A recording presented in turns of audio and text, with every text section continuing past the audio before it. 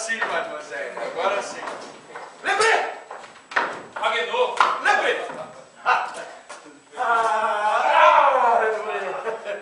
Pensei que fosse me atrasar. Aceita uma tortinha de cereja? Não. É da minha confeitaria. Não, obrigado. É a única. Eu não quero.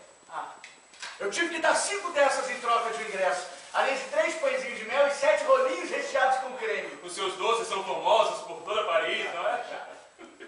Até breve.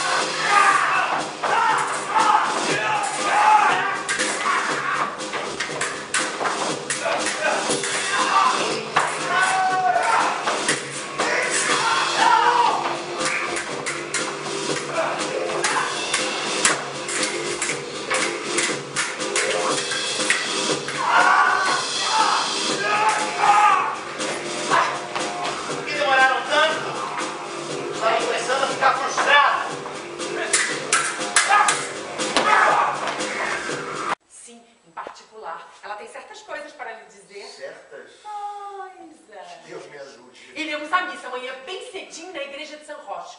Onde o senhor poderia encontrar...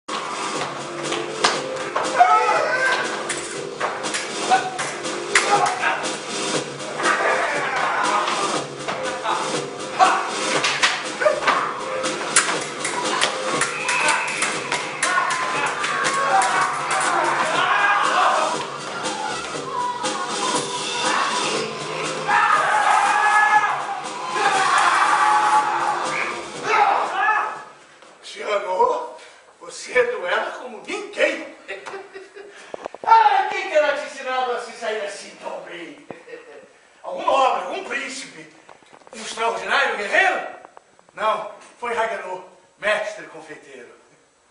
Cyrano, cuidado! Olha aí, Cyrano, vem mais! Olha, Cyrano!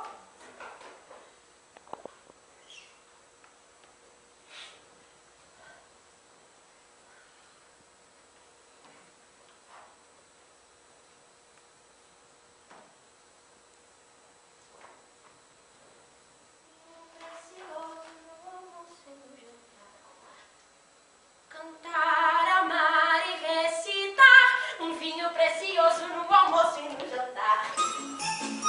Comer, beber e gargalhar, a vida é como um prato de guarujá. Cantar, amar e recitar um vinho precioso no almoço e no jantar. Comer, beber e gargalhar. Quando se machucava, você vinha correndo até mim. E eu lhe dizia como se fosse sua mãe, com uma voz grave de gente grande. Mas você não aprende mesmo. Se cortou de novo. O que é isso? De novo? Mas você não tem mais idade para isso. O que aconteceu dessa vez? Eu estava brincando com os garotos perto da ponte. Dê-me sua mão.